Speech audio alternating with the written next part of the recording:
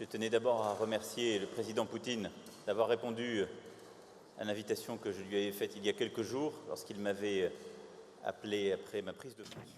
After taking office, came here in this symbolic place where today we're celebrating this 300-year anniversary, almost day of the visit of Peter the Great to France. So to better understand the secrets of a kingdom which surprised the world. And during this visit, which will last several weeks, Peter the Great spent several days in Versailles.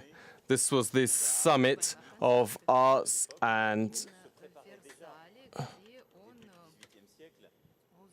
where he learnt about technologies with engineers, writers, archivists, which we found out that he returned to Russia with ideas and convictions and certain designs, sketches, which we will see.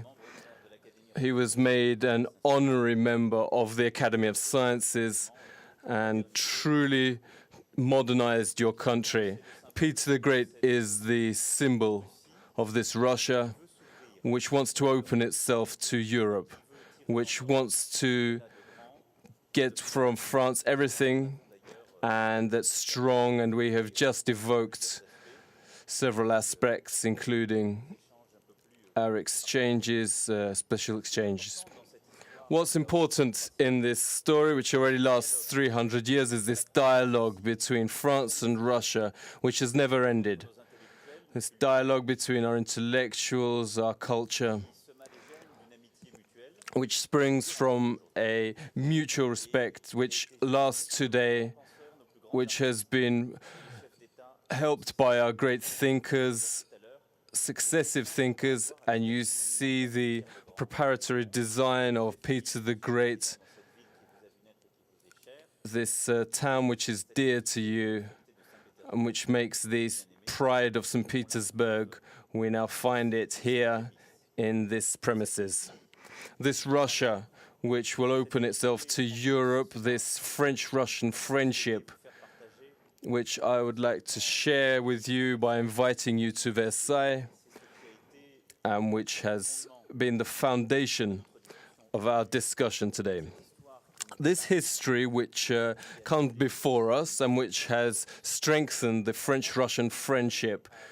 France has reaffirmed through its presidential elections its attachment to its independence, its engagement with Europe, and its desire to work on the destiny of the world.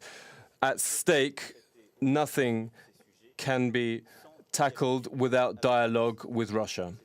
And that's why I also want to, together, evoke, as we've done during a long period, all the issues which unite our two countries. We've had the chance to see these issues with President Putin. On Syria, I reminded him of our priorities. I think we can move on this path, working together in the coming weeks. Our absolute priority is the fight against terrorism and the eradication of terrorist groups, particularly Daesh. It's the direct reason for our work in Syria, and that's why I want, through our work, through the coalition, to reinforce our partnership with Russia. Then, I would also like to organize a democratic transition, but also by keeping a Syrian state.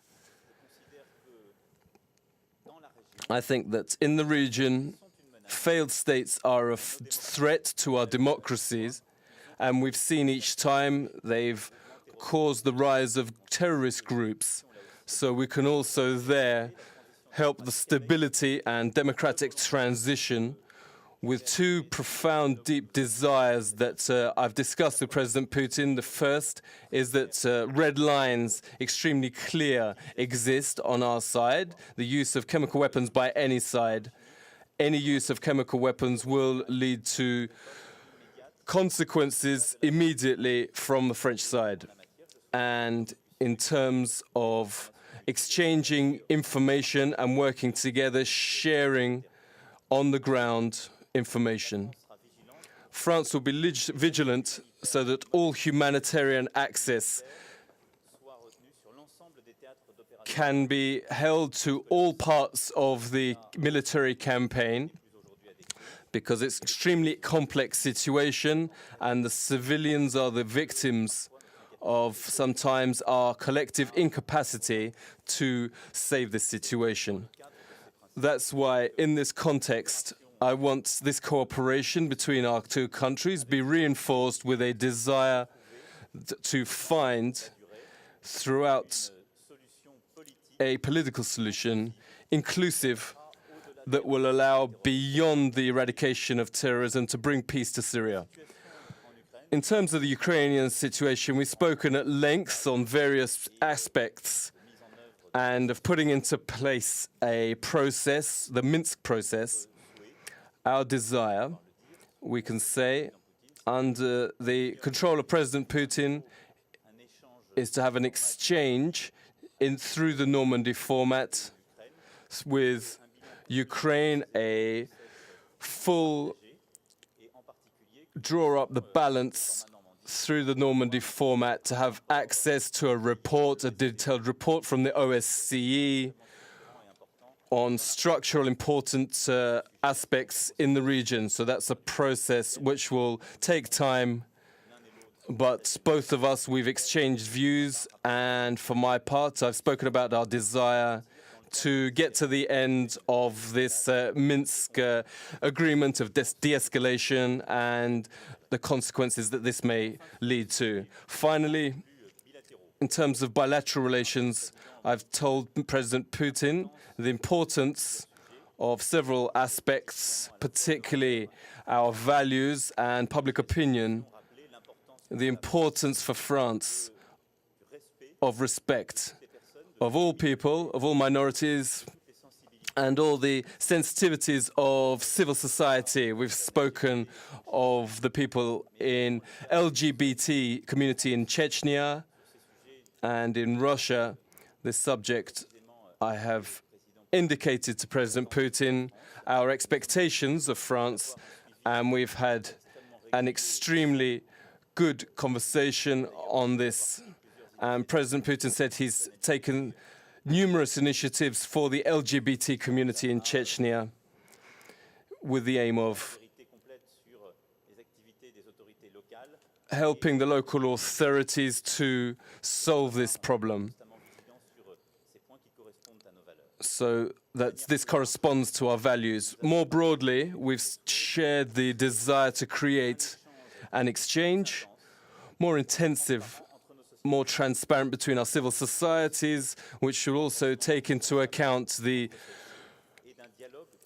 dialogue, constructive dialogue and approach which exists between Russia and Germany to allow our youth, our economic players and cultural to have a dialogue and come closer together to solve misunderstandings, for bilateral civil society to have a Trianon dialogue, if I may call it that, looking at the exposition that we're going to look at shortly, so that our civil society, our communities of research communities and our youth, in terms of bilateral relations, effectively we hope that we can follow and even intensify these.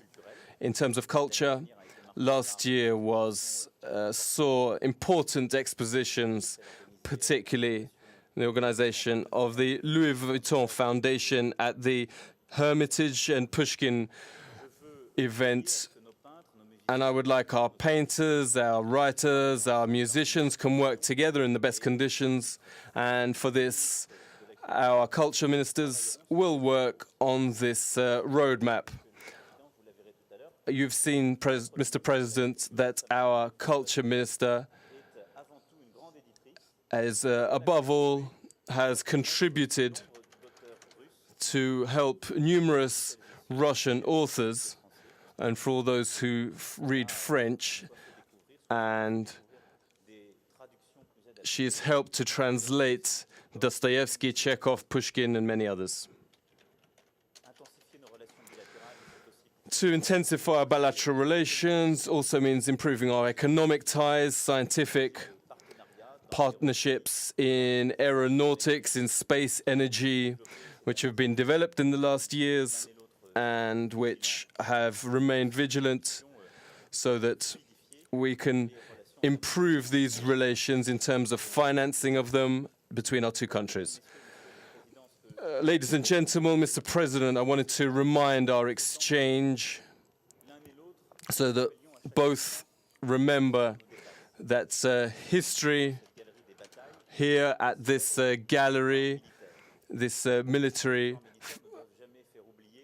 past must never make us forget that we must not have misunderstandings, and it leads to many victims. You come from a town and country which has fought since the last century for freedom, and particularly the freedom of Europe. And through this history, our common history, through this history, coming here to Versailles, that I would like to wish that both of us can raise all issues which forge our present and history future to lead to certain results that can help us on the day-to-day. Thank you.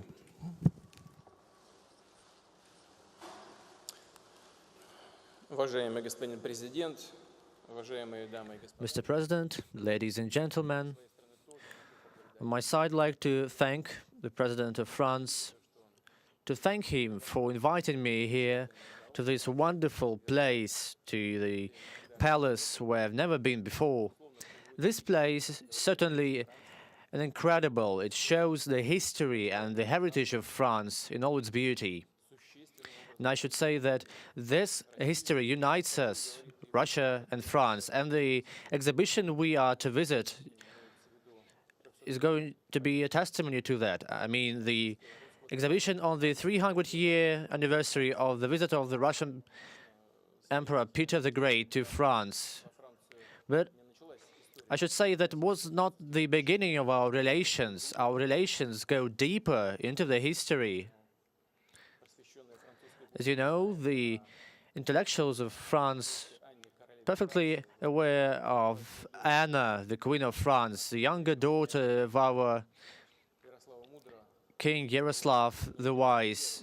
She was the wife of Henry I, and she contributed greatly to the development of France, being one of the founders of at least two European dynasties, the Bourbons and Rois. One of the dynasties is still present in Spain, as we all know. But we today talked mostly about our bilateral relations between Russia and the European Union. We talked about the problems, about the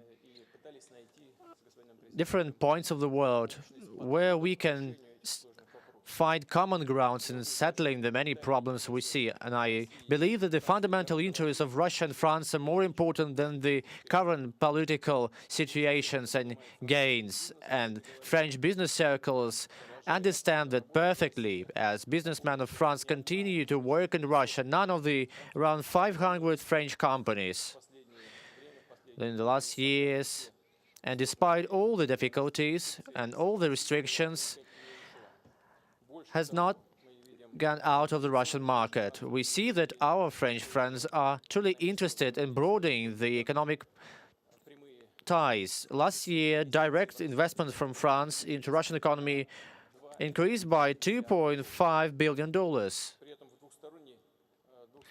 At the same time, the bilateral circulation of goods is also on the rise. Last year, it grew by 14%, and within the last 3 months of this year, by 23% already. It's true that, Mr. President and we discussed in greater detail the humanitarian sphere and cooperation. We talked about the need to step up the students' exchange. Students should come from Russia to France and vice versa. Study and learn about the history, about the languages of our countries. I see that the administration of Mr. President know Russian language. That is something interesting. I hope they're not specialists and experts of the USSR times, but they are experts of the Russian history and Russian language as a whole. That is something very positive. I believe and I hope that we will have more people here ready to cooperate, to work with us. And this way, I hope we'll be able to discuss in detail and practically discuss things and points of mutual interest. The exhibition we are to visit, there are most valuable items from the Hermitage Museum dedicated to the visit of the Peter the Great to France. As Mr. President said, that was one of the most important points in the history between our nations. That very visit laid down the groundwork for very positive relations of our countries. We discussed the agendas, bilateral agenda, we discussed economic and humanitarian and cultural actions, and we talked about the Ukrainian crisis, and we talked about the ways to settle the Syrian crisis. Certainly, we did discuss such a dangerous situation as the Korean Peninsula nuclear problem, and that is the North Korean missile program. We are fully determined to find the ways to address this issue, not to deteriorate the situation. We coincide in what concerns the fact that the biggest task of today is to fight terrorism. Mr. President suggested that we should create a task force of a kind to have an exchange of delegations going from France to Moscow and from Moscow to France, and on practice to have cooperation against the terrorist threat, which is certainly the top priority for us and for European countries, including France. Speaking about the Syrian issue, our position is well known to everyone. I laid it out to the President of France once again. It is impossible to find the terrorist threat undermining the statehood of a country, the statehood of countries which are already feeling the scourge of inner difficulties, inner differences. But through joint efforts against terrorism, we can gain certain positive results. But results can be achieved only when we unite our efforts on practice, together fighting this peril of the 21st century. I would like to thank Mr. President for the invitation. He said that Peter the Great visited France and he spent here several weeks, but it's all reciprocal when it comes to diplomacy. So I hope Mr. President will come to Russia and will spend several weeks in Russia. Thank you. Thank you, Mr. President. We can now take some questions.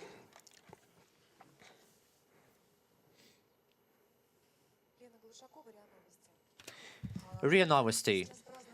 Today we are commemorating the 300-year anniversary of establishing Russian-French relations. But within the last years, we've been seeing that there is nothing positive to celebrate. So maybe now we'll have certain positive steps. You said that we are to create a humanitarian forum, and you said that there would be some anti-terrorist commission. So is it possible that other mechanisms of cooperation will also be renewed? Because we had multiple mechanisms, very efficient one. And another question, Russia is being blamed quite often that Russia interfering in elections of some countries.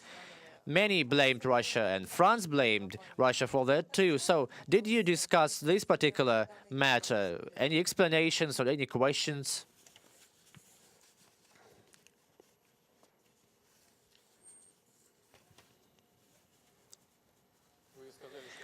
You said that we are commemorating the 300-year anniversary of the Peter the Great's visit to France. Well, that visit was very important in terms of our relations. So that is something to celebrate, you see? You just should be willing to celebrate something, and it is much easier to find, well, a motive, a reason for that. What I would like to get across is that we should revive our economic ties. We should find common ground in what concerns the international agenda. We see that there are certain ways to cooperate, and we should try to move in the same direction together.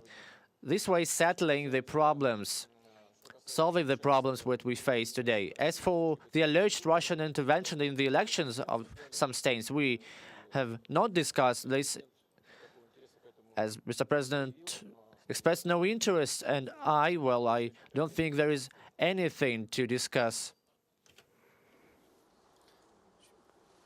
Sur votre sujet, d'abord, nous réactivons. First of all, we've reactivated as the strategic and economic dialogue. We've also evoked, both of us, the joint working group on the Syrian crisis, and also informed the Chancellor in the coming hours of our desire for a Normandy format dialogue to advance the Minsk agreement in terms of working with the OSCE. These are concrete agreements which took place between us. As for the last French elections, we spoke about it when President Putin called to congratulate me. I'm a pragmatic person. We spoke about that. I told the president what I thought, and he told me what he thought. And we move on. What's important to me is to sort out the situation, specifically important issues raised during this news conference. So when I speak, it's not to go back on old issues. Bonjour, Monsieur le Président. Hervé Asquin de l'Agence France Presse. Agence France Presse. Mr. Putin, you've received the candidate in March, the National Front candidate, supporting tacitly at least her presidential campaign, and also had the affair of perhaps Russian allegation of Russian meddling in the French presidential elections. So I ask both of you, seeing you here next to each other, we don't have the feeling that relations between France and Russia are extremely warm, but has this meeting allowed to warm up relations at least a little? And during this meeting, in terms of human rights, have you directly raised the issue and managed to make progress on numerous issues, notably the Russian journalist Roman Soshenko? On this issue, I'll let President Putin add what he'd like to. On the first issue, it's not for me to comment on the visit of Madame Le Pen in March. It's the people of France who decide. They did not make the decision for Madame Le Pen. All the rest is just words in terms of poetry. So what happened during the campaign? I discussed during my first conversation with President Putin, neither political nor diplomatic life consists of adding personal issues. It's about solving problems to real issues that there are. So the warmth comes from the climate and our surroundings and the respect that we have for each other.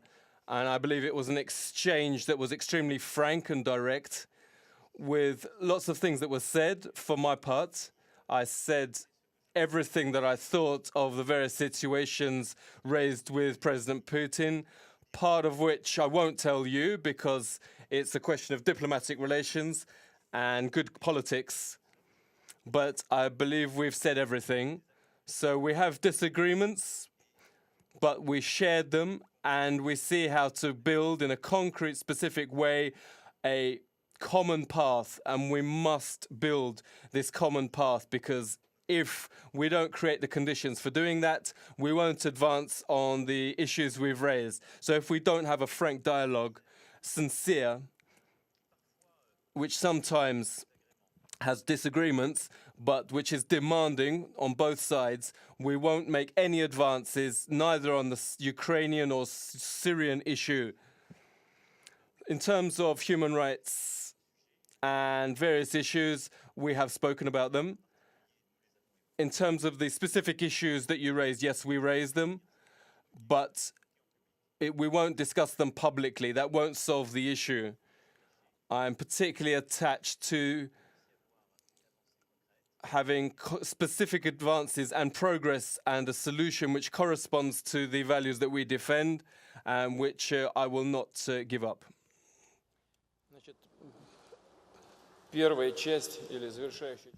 So the last part of your question about the hackers, I'd like to turn your attention to how you formulated this question, at least the interpretation that I received. So some say that it is possible that Russian hackers were involved. Well, colleague, how can we comment on such things? Some say. Who says that? Why? Maybe Russian hackers, well, maybe not. And on that basis, you draw some conclusions? Well, the press can draw conclusions, whatever conclusions you like, because that's the press. This is why the press is there. But if we speak about the world of politics, it is a road to nowhere. We should act upon the basis, and you should have the image of something only on things supported by the facts. As for Marine Le Pen coming to Russia, it's not the first time she came to Moscow. She visits Moscow regularly.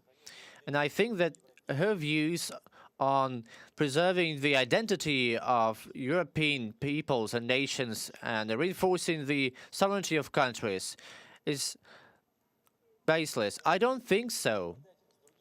My position can be different from the positions of my colleagues, but I always openly express my position and my views. The second thing, that we are ready to invite and to welcome anyone at any time. If Marine Le Pen asked us to welcome her, then why should have we turned her?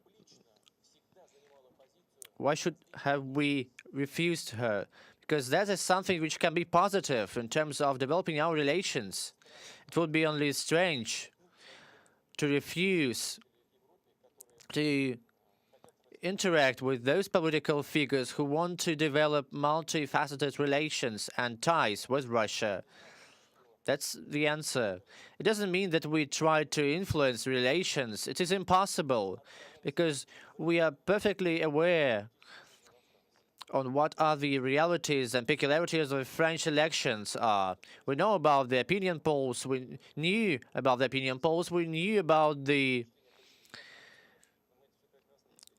facts about who was the most favorable candidate for the people. And we are not children. We do serious business here. We have fundamental interests of Russian and French nations, not only political interests of some groups, and we will be guided by the interests of our countries only. Ksenia Fedorova, RT France. My question is about Syria. The situation in Syria proves that one country finds it difficult to gain certain major positive results in settling a crisis. So, is there room for cooperation between France and Russia on the way to settle the conflict? And on the follow-up, on the election campaign, Russian journalists found it a bit difficult to have an access to your campaign headquarters. So can you comment on how you are going to build your relations with the journalists of other countries? I'll start with the second question. I've had an exemplary relationship with foreign journalists when they're journalists. And political leaders have responsibilities to say things, and when media outlets respond in an infamous way, Russia Today and Sputnik have been influential outlets which have several times have spoken mistruths about me and my campaign, and that's why they were not invited to my headquarters. All media outlets, including Russian ones, have had access to my campaign.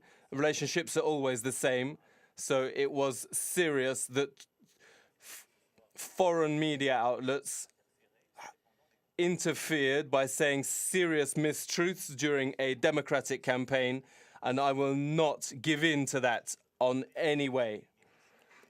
But Russia Today and Sputnik have not behaved as media outlets and journalists, but behaved as organs of influence and propaganda, and false propaganda. As for the first question, I replied just now, there are clearly cooperation elements on Syria between our two countries. It's essential. I proposed to President Putin that there is strong cooperation on this subject because we have a priority, common priority, that's the fight against terrorism. It's absolutely fundamental, the priority of priorities. Secondly, I would like to exchange information to be more effective on the ground so that we can avoid the falling apart of the Syrian state and the weakening of the region, and two red lines: intransigence in terms of using chemical weapons and great demands in terms of humanitarian access. We can advance together. My hope is that winning the war against terrorism in Syria and then build together a lasting and stable peace and stable politics in Syria that will take joint work, which today we have set the foundations for. As everyone knows, France contributes to the fight against terrorism in Syria as part of the international coalition led by the United States.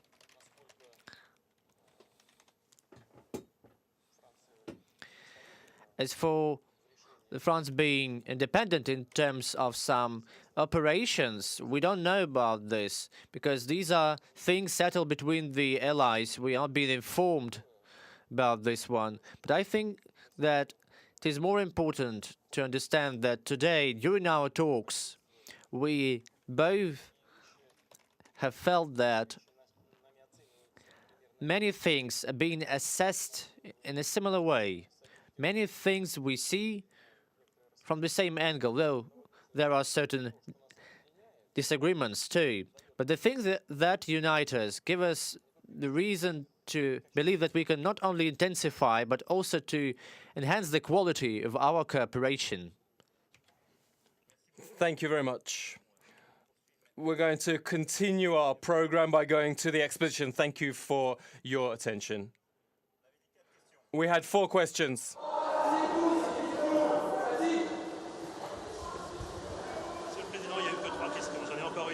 Non, parce qu'il y en avait 2. Alors allez-y, la dernière. Last question. France Inter. I'd like to go back on the question of Syria for a specific response from you on the political process. You said to G7 that Russia and Turkey and Iran working on the Syrian question did not suit you, and that's the words that you used. In that respect, do you see a new dialogue with the Syrian state because you want to keep the state together and avoid a knockout? Would you, for example, see our embassy in Damascus? On the Ukrainian question, secondly, you've raised the Minsk process and Normandy format to start up negotiations again, but the G7 spoke about sanctions possibly against Russia, new sanctions. in this Ukraine dossier? Are those two things incompatible? On the first issue, it's evident that we need to create a framework for this diplomatic process that I raised, which I just spoke about, but I confirm to you effectively that what's been created in Astana has its merits in terms of military stabilization, cannot be enough to solve politically, diplomatically the situation long term, and cannot satisfy us in terms of the Syrian conflict, in terms of terrorist groups which hit us and are one of our main targets, and of which we've seen the consequences directly, and secondly, a large number of immigrants to Europe. And we've raised this with President Putin, a political framework and diplomatically for discussion and to build peace. And in this context, it's indispensable to be able to discuss with all the parties present. So with this process, we must start by exchanging information and areas are in common with our partners and effectively discuss with all the parties in the Syrian conflict, including the representatives of Bashar al-Assad. In terms of opening our embassy in Damascus, it's not a priority. In a certain time, we'll see how things develop. Many people are speaking about embassies, but that's not my priority. I want a roadmap diplomatically and politically that is clear to allow to build peace and stabilize this region while eradicating the terrorists. There you go. There's a lot of pragmatism behind that, and I remind you of the two demands. No weakness, firstly, in terms of chemical weapons. That's first of all. And secondly, all humanitarian access to all parts of the military conflict. That's on Syria, and that's what we'll work on in the coming months. On the issue of Ukraine, I confirm to you at this stage I have suggestions that don't exclude escalation, but that's not my hope. What I'd like is through the Minsk agreement is to find a solution, and for the Ukrainian and Russian sides, a de-escalation, taking into account all the details and situation that we've discussed. So in this context, we will, in the coming days and weeks, have a discussion in the Normandy format that will allow an evaluation, complete evaluation of the situation. And for that, we have discussed a preliminary report by the OSCE, which expresses the reality in terms of the arms at the border and the conflict zones, because the OSCE is in charge of accessing these zones and preparing reports. So in a very transparent way, that's what I want, and that's what must do to stabilize and de-escalate the situation in terms of the Minsk agreement. And I would like to thank you for the second part of your question. You asked on the sanctions against Russia helping in some way to normalize the situation in the eastern part of Ukraine. Well, the answer is in no way. That's why I'm addressing you and the representatives of other mass media of France. Fight for the abolishment of all restrictions in global economy. Only the suspension and abolition of any restrictions, only free competition without any imposition of political instruments can allow for the development of global economy, can help you to help us to fight the lack of jobs and to better our lives. Thank you. Well, we're finished there. Excuse me. Thank you very much. We only had 4 questions. We only agreed 4 questions. That's it. Thank you. Merci à vous. Très bien.